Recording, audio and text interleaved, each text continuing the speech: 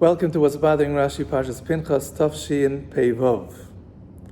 So this Parsha begins with giving the reward Pנחas deserves for what he did at the end of last week's Parsha. He went ahead and killed two people who were committing a sin, and he stopped the plague.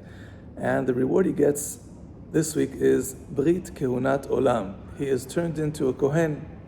It's interesting that until now Pנחas wasn't a Kohen. Aaron was a Kohen, and all the children that were born afterwards. But Pנחas, who was already born at the time Aaron became a Kohen, he wasn't a Kohen until this action he did, killing Zimri and stopping the plague. So he gets his reward, he turns into a Kohen, and then it says in Pasuk Yudalid, Perek Chafei, B'Shem Ish Yisrael, now we tell you who the name of the Jewish person was who committed the sin with the Midianite.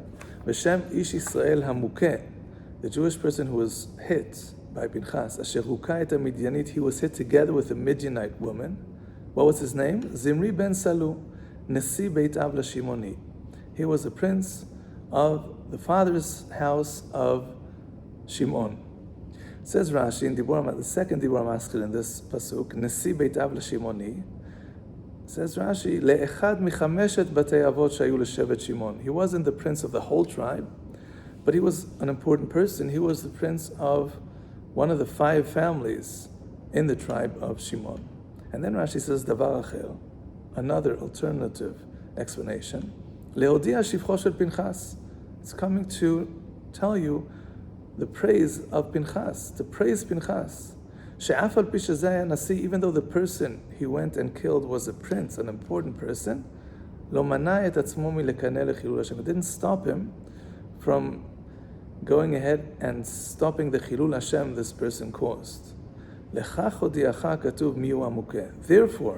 the Torah tells you the name and the title of the person who was hit. So what's bothering Rashi? So at the end of Rashi explains what was bothering him in the Davar Acher, in the second part, was bothering Rashi is, why do we mention who he was? Why do we have to know that he was a prince? Says Rashi, it's coming to tell you, to praise Pנחas.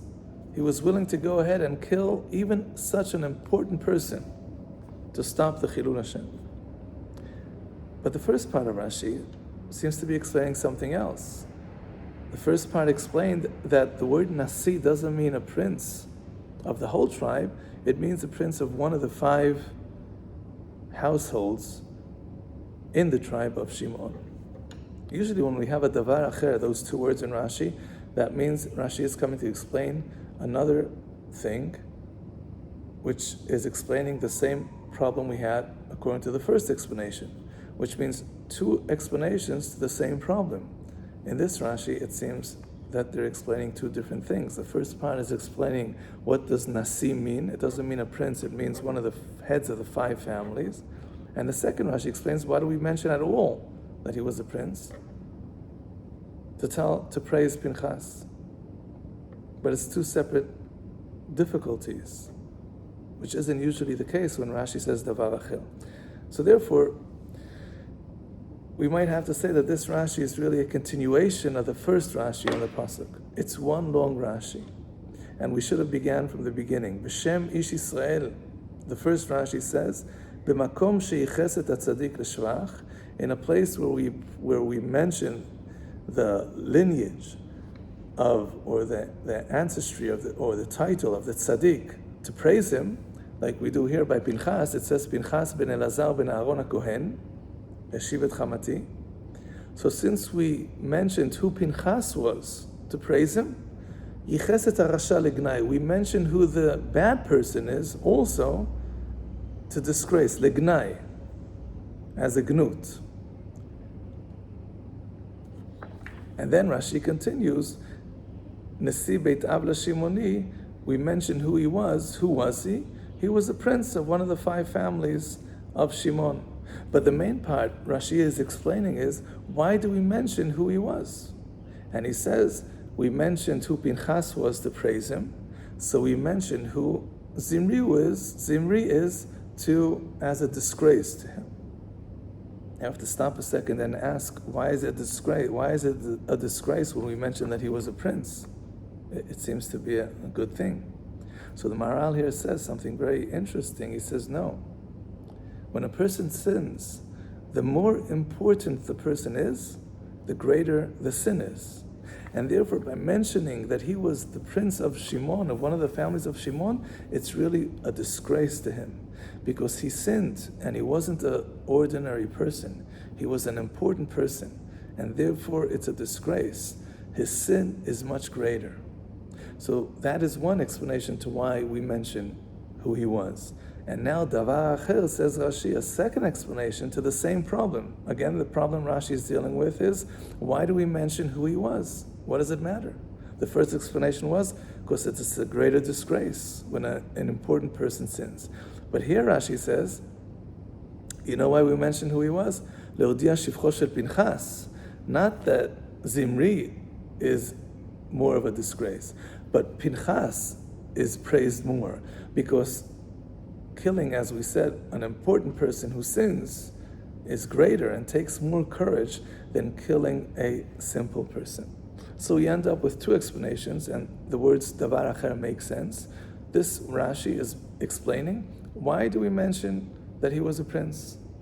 One explanation is because we mentioned Pנחas, who he was, to praise him. Now we mention who Zimri is as a disgrace. He is a prince, and yet he sinned. And Davar Acher, the second explanation, why do we mention who he was? Because mentioning who he was praises more Pנחas for doing what he did. So now we just want to end off with explaining what we always should explain in Rashi when he brings two explanations. Why does he bring two explanations? There's always a reason. Each explanation has a problem, and therefore he brought both explanations. So what is difficult with the first explanation? The first explanation again said that we mentioned who Pנחas was. He was a prince, as a disgrace. But then why does it have to say the words hamukeh? Why does it have to say that he was hit, that he was killed? It should say the person who sinned. B'shem ish Yisrael asher chata, Zimri ben Salu nesi beitav l'shimoni. You want to, according to the first explanation, we want to say how much his sin was great. He was such an important person. You don't have to mention that he was hit. The focus should be on the fact that he sinned.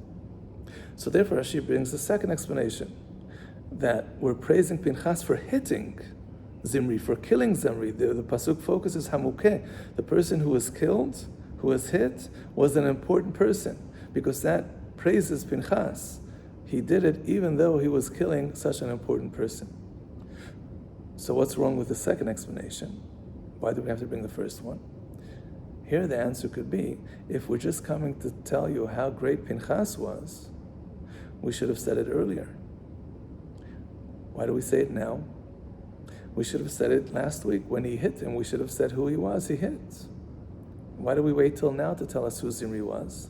So therefore we have the first explanation. We wait till now because only now, after we mentioned who Pנחas was, Pנחas ben Elazar ben Aaron HaKohen, and we mention him to praise, we mention who he was, to say a shvach, to say how great he was.